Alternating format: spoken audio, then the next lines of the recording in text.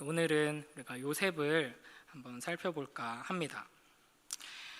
성경 인물 중에 꿈 하면 가장 떠오르는 사람이 당연히 요셉이죠. 근데 이제 오늘 19절에 보면은 형들이 이제 요셉을 향해서 이제 꿈꾸는 자가 온다 이렇게 말합니다. 그래서 보통 이제 요셉을 꿈쟁이 요셉, 꿈꾸는 자 요셉 이렇게 부르곤 하죠. 그런데 사실은 이 성경을 통해 요셉의 일생을 쭉 살펴보면 요셉이 꿈꾸는 이야기는 지금 우리가 읽은 이 장면 외에는 나오지 않습니다. 이후에 요셉은 꿈을 해석하는 자로 나옵니다. 그래서 40장에 창세기 40장에 가면은 감옥에서 이제 파라오의 신하들의 꿈을 해석하죠. 그리고 41장에서는 파라오의 꿈을 해석합니다. 그리고 46장에서 49절의 이야기를 보면 요셉은 꿈을 성취하는 자로 또 묘사가 됩니다.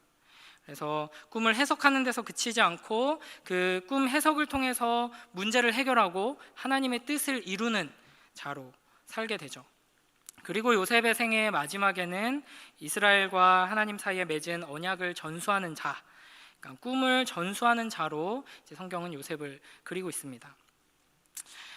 오늘은 이 37장을 통해서 이제 꿈꾸는 자 요셉에 대해서 한번 살펴보고자 합니다.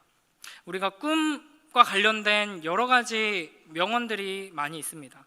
혹시 이제 청년들이나 청소년들 중에는 이제 책상 앞에 이런 것들을 이제 글을 써서 붙여놓은 사람이 있을지 모르겠는데, 내가 꿈을 이루면 누군가의 꿈이 된다.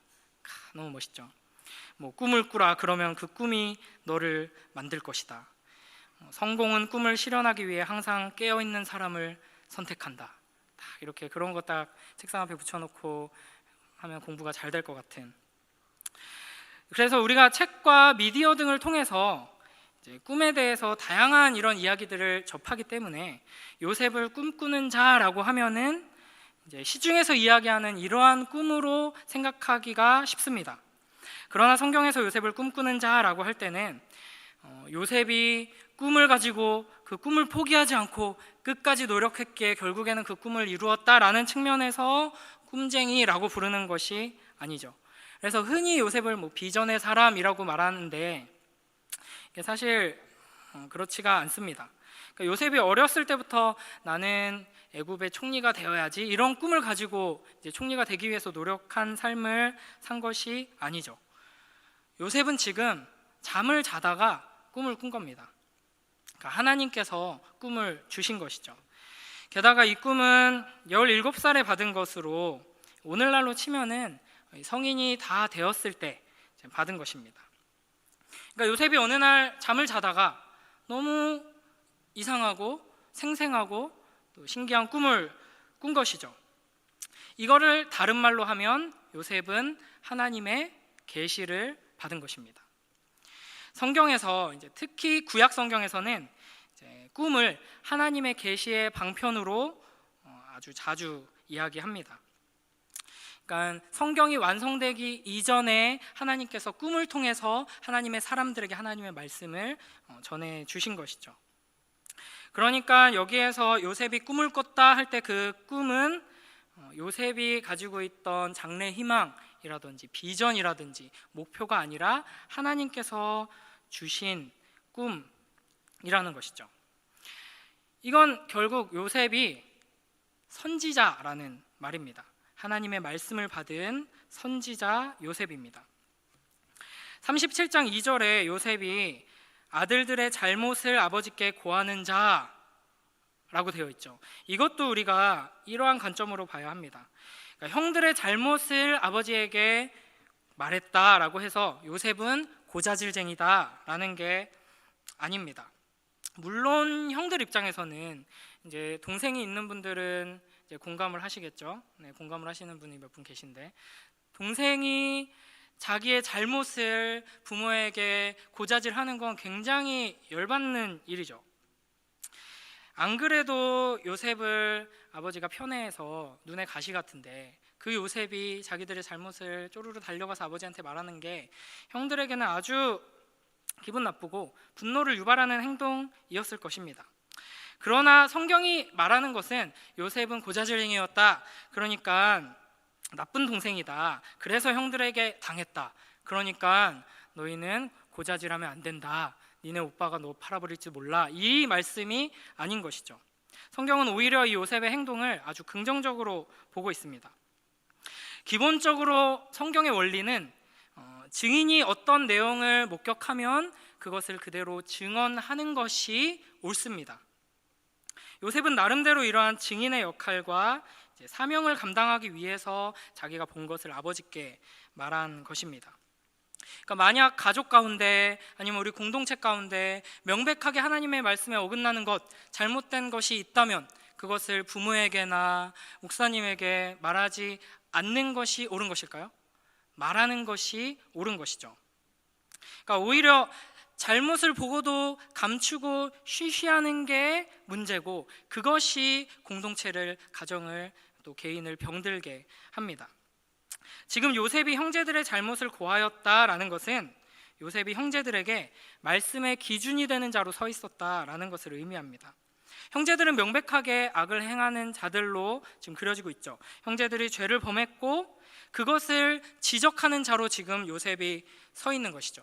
그러니까 요셉은 선지자다라는 것입니다. 3절을 보시면 아버지인 야곱이 요셉을 편애해서 요셉에게만 채색옷을 입힌다고 나옵니다. 이 채색옷은 기본적으로 장자권의 의미를 가지고 있습니다. 요셉의 형들과 또 요셉의 이 갈등, 그리고 이 어린 요셉을 장자로 여기고 있는 이 장면을 이해하려면 우리가 이 야곱의 복잡한 가정사를 좀 이해해야겠죠. 야곱에게는 부인이 4명이나 있습니다. 그런데 사실 야곱의 마음속에는 단 한 사람밖에 없었습니다. 야곱은 진정한 로맨티스트였죠. 그래서 라헬만을 사랑했습니다. 사실 처음 야곱이 결혼할 때 거의 사기 결혼이라고 할 수 있죠. 원래는 라헬을 두고 계약을 맺었습니다. 그러나 이 순서가 뒤바뀌어 버렸죠. 이 순서와 상관없이 야곱의 입장에서는 라헬이 정실 부인이었습니다. 그래서 사랑하는 아내, 정실 부인인 라헬에게서 낳은 요셉에게 장자권을 주는 것을 야곱은 당연하게 생각했고 분명 하나님 앞에서도 그것을 떳떳하게 생각했을 것입니다.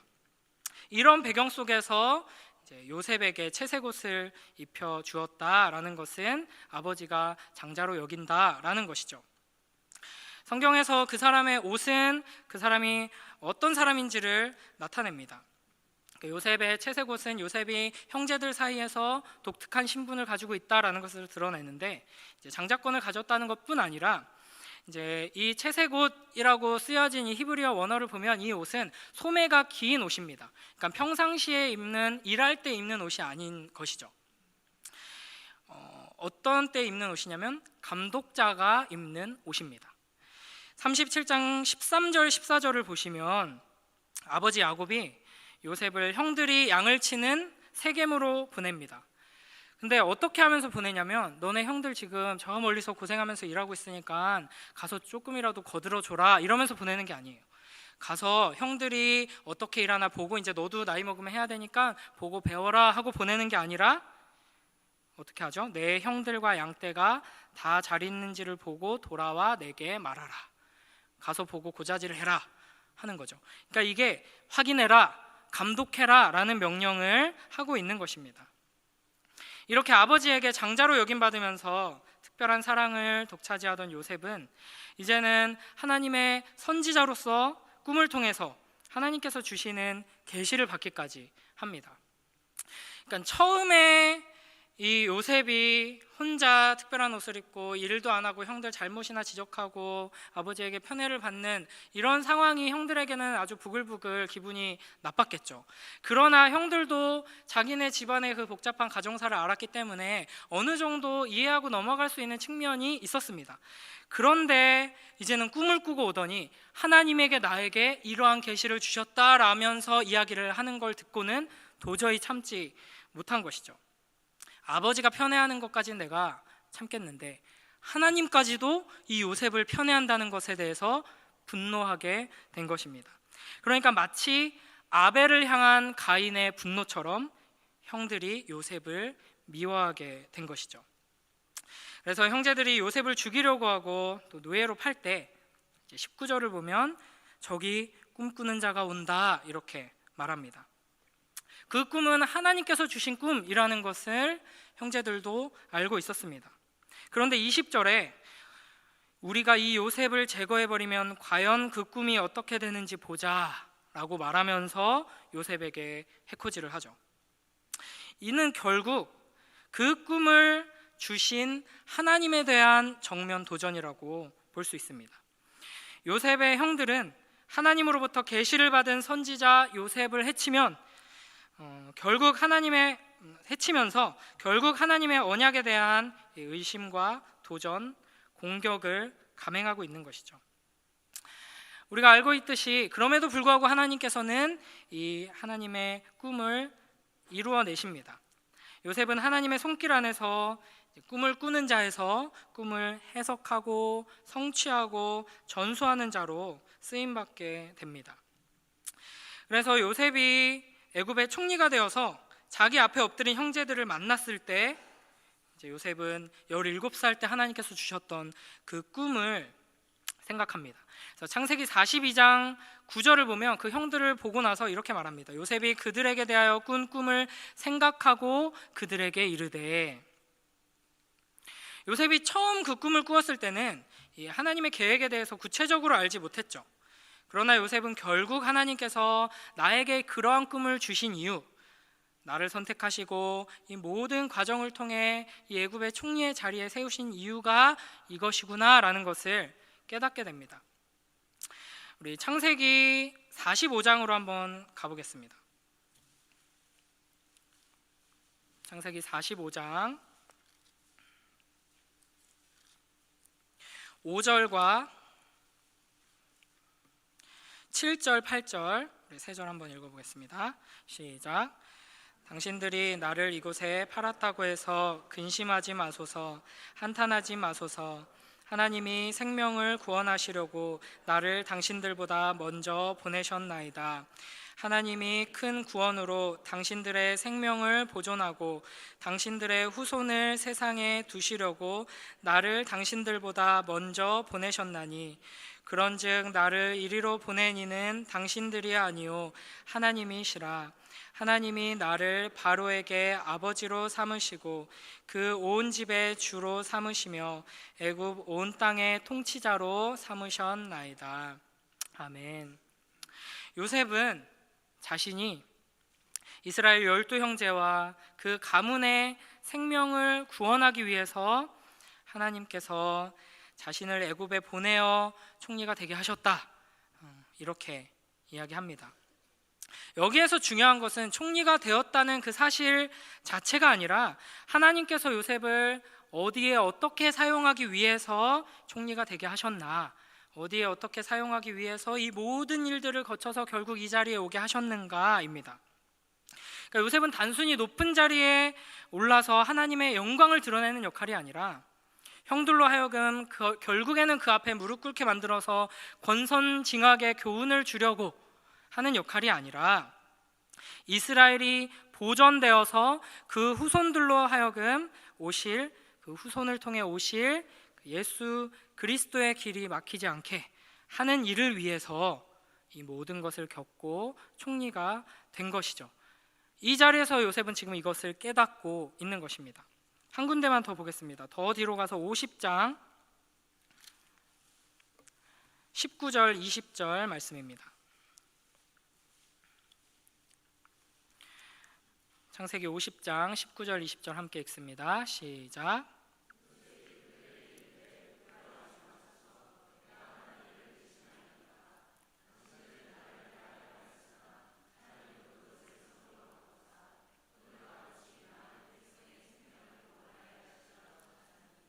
아멘. 요셉은 자기가 존재하는 목적이 형제들을 살리기 위한 것이다 라는 걸 잘 알고 있습니다. 그러나 우리는 이 37장의 요셉에, 이 17살의 요셉에 여전히 머물러 있어서 이 꿈을 내가 이 세상에서 높은 자리에 오르고 출세하는 꿈으로 생각할 때가 많이 있습니다. 그러나 하나님께서 요셉에게 주신 꿈은 내가 성공하고 내가 높은 자리에 올라서 출세하고 떵떵거리는 그런 꿈이 아니라 이 세상을 구원하는 꿈입니다. 하나님께서는 생명을 구하기 위해서 요셉에게 꿈을 주신 것입니다. 형들이 애굽에 곡식을 구하러 와서 요셉 앞에 엎드릴 때 그들은 단순히 권세 앞에 억지로 엎드린 것이 아니라 곡식, 그러니까 생명의 양식을 나누어 주는 권세 앞에 자발적으로 찾아와서 엎드린 것입니다. 그들은 요셉인 줄도 모르면서 생명의 양식을 얻기 위해서 찾아와서 엎드렸던 것이죠. 하나님께서는 애굽뿐 아니라 이 가나안을 비롯해서 전 지역에 7년의 대기근을 주셨습니다. 그렇기 때문에 생명을 지킬 수 있는 유일한 길은 바로 이집트에 가서 양식을 얻는 것이었습니다. 만약에 이집트에 양식이 없었다면 그들은 다 굶어 죽을 수밖에 없었겠죠. 그러니까 지금 형들은 이 생명을 찾아서, 생명의 양식을 찾아서 우리에게 생명의 양식을 주시옵소서, 생명의 양식을 나누어 주는 왕 앞에 엎드리고 있는 것입니다. 이것이 바로 하나님께서 요셉에게 주신 꿈이고 우리에게 부어주시는 꿈입니다. 잠언 29장 18절 말씀에 묵시가 없으면 백성이 방자히 행한다 말씀하십니다. 쉽게 말하면 꿈이 없는 사람은 망한다 라는 것입니다. 우리의 청년들이, 우리의 젊은이들이, 또 우리의 어린이들이 꿈이 없다면 얼마나 이 사회가 절망적일까요? 요즘 아이들은 꿈이라고 해봐야 유튜버가 되는 거, 연예인이 되는 거, 프로 게이머가 되는 거, 이런 게 압도적으로 많다고 하는데 우리는 꿈을 꿔야 합니다. 그러나 세상 사람들이 말하는 것처럼 좋은 대학에 가고 좋은 직장을 가지고 돈을 많이 벌고 높은 자리에 오르고 이런 꿈이 아니라 요셉과 같이 하나님께서 주시는 그 꿈을 꿔야 합니다. 자기 자신이 만들어낸 꿈, 내 안에 있는 이 악한 본성에서, 내 욕심에서 비롯된 꿈, 혹은 이 악한 세상이 우리에게 주입해준 꿈을 품고 살아가는 사람의 결국은 허무밖에 없습니다. 펼쳐보기 싫지만 제 초등학교 졸업 앨범을 보면 그 증명사진 아래 다 그 장래 희망을 이렇게 적어놨었거든요. 저는 법관 이렇게 되어 있습니다. 많은 이들이 비웃었었죠. 그러나 초등학교까지는 이제 법관을 해도 될 법한 공부를 많이 했지만 이제 그 이후에 그걸 펼쳐보면 참 민망했었죠. 우리 중에 얼마나 많은 사람들이 어렸을 때부터 가지고 있던 꿈을 이루며 살아가고 있을까요? 저는 청년들이나 또 우리 청소년들이나 아이들에게 꿈을 꾸지 말라고 얘기하고 싶습니다. 기필코 나는 무엇이 되리라 라는 것만큼 어리석은 게 없습니다.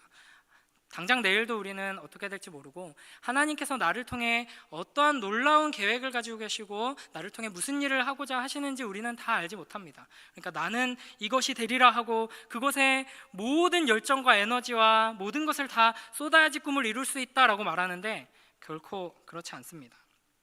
그래서 저는 20대 초반부터 제 삶의 모토가, 제 좌우명이 하루하루는 성실하게, 인생 전체는 되는 대로, 이런 좌우명을 가지고 살고 있습니다.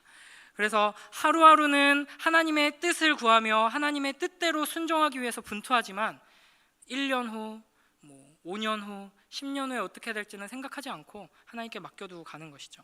이런 좌우명이 있었기 때문에 제가 이 김해까지 내려올 수 있었습니다. 제가 만약 일산에 살던 그 시절에 제 상황과 환경과 여러 가지를 보면서 다음 단계는 이렇게 하면 되겠다라고 계획을 세웠더라면 이제 내려올 수 없었겠죠. 그렇기 때문에 이와 같은 놀라운 축복과 은혜를 누리고 있습니다.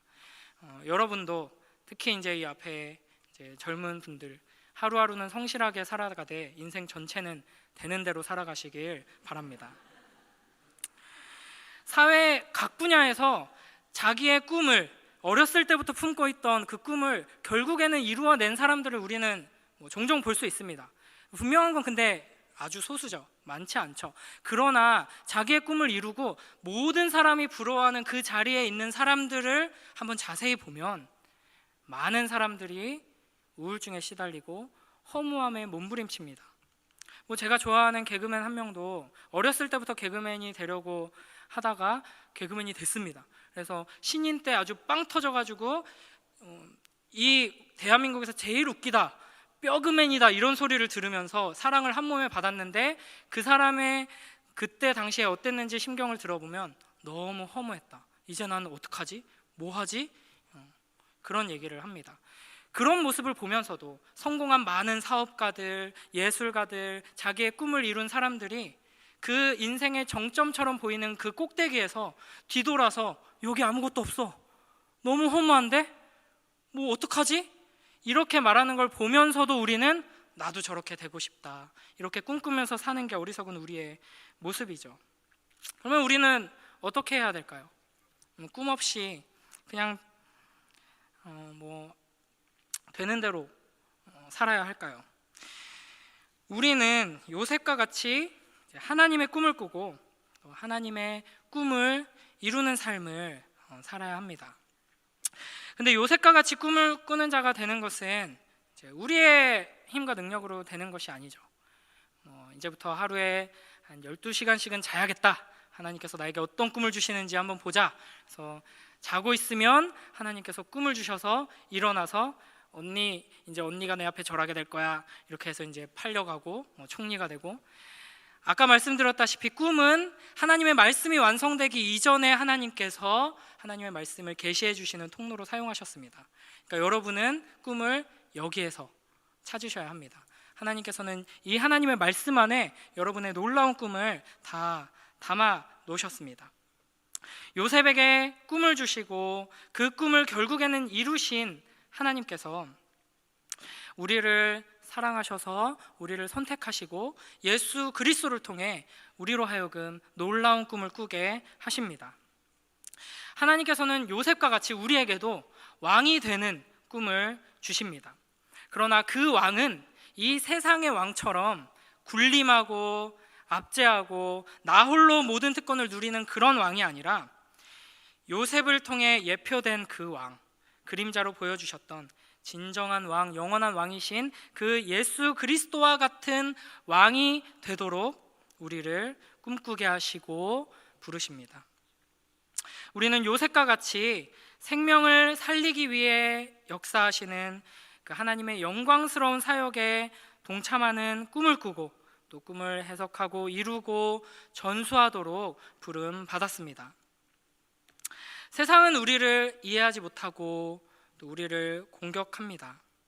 하지만 하나님께서는 그러한 모든 것들마저 선으로 바꾸셔서 그 핍박과 고난 속에서 묵묵히 하나님의 꿈을 품고 살아가는 우리를 통해서 택함받은 백성들이 주님께로 돌아오게 하시고 구원받게 하실 것입니다.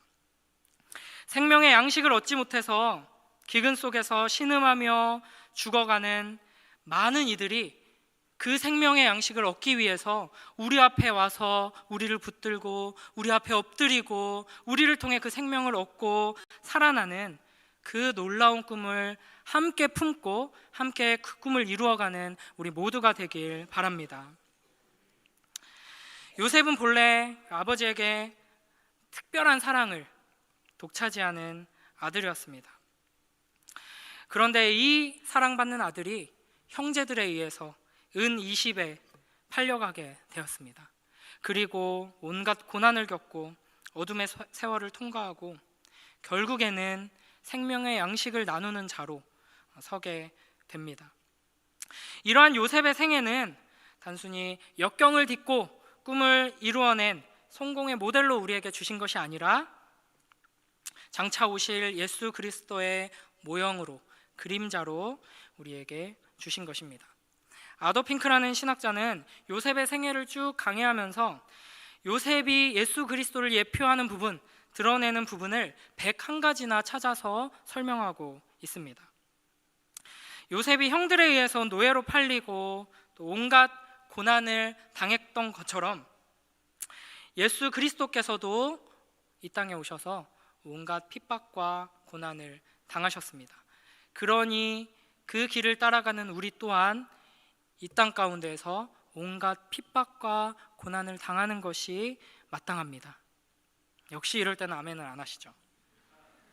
그러나 그 모든 과정을 통과한 뒤에 하나님께서는 요셉을 통해 하나님이 심어주신 그 꿈을 이루신 것처럼 또 이 요셉의 인생을 통해서 동생을 노예로 팔아버릴 정도로 아주 악한 그 형들이 생명의 말씀 앞에 엎드려서 하나님의 역사하심을 깨닫고 회개하게, 그래서 결국에는 이스라엘이 되게 하셨던 것처럼, 그리고 이 요셉의 인생을 통해서 수많은 생명을 살리시고, 그리고 무엇보다도 오실 메시아 예수 그리스도의 그 길을 예비하게 하셨던 것처럼 이 꿈을 품고 하루하루 이 핍박과 고난을 견뎌가며 하나님의 꿈이 이루어지기를 소망하며 살아가는 우리를 통해 이 놀라운 일을 하나님께서는 결국에는 이루실 줄 믿습니다. 하루하루의 삶을 하나님께서 우리의 심령 가운데 심어주신 그 꿈을 품고 하나님의 일하심을 기대하면서 소망 안에서 예수님이 가신 그 길을 순종하며 따라가는 우리들을 통해서 하나님께서는 그 생명의 양식을 나누시고 생명을 살리시고 예수 그리스도의 몸된 교회를 세우실 것입니다. 나 자신의 연약함이나 우리가 처한 상황과 환경의 비참함에 우리가 흔들리지 않고 또 주님께서 주신 꿈을 또 하나님께서 하나님의 능력으로 이루신다라는 것을 신뢰하면서 세상과 다른 하나님이 주시는 그 꿈을 꾸며 살아가는 우리 모두가 되길 바랍니다. 이 시간 이 말씀을 우리 기억하면서 붙들면서 함께 기도하길 원합니다. 하나님, 꿈꾸게 하여 주시옵소서. 세상의 꿈, 내 욕심에서 나온 꿈이 아니라 하나님께서 주시는 크고 놀랍고 영광스러운 꿈을 꾸게 하여 주시옵소서. 이 생명의 양식을 나누고 생명을 살리는 왕이 되는 꿈을 꾸며 그 꿈을 주시고 그 꿈을 이루시는 하나님을 경험하게 하여 주시옵소서. 나를 통해, 우리 가정을 통해, 우리 교회를 통해 이 하나님의 꿈이 성취되도록 역사하여 주시옵소서. 이 시간 우리 함께 기도하며 나아가도록 하겠습니다.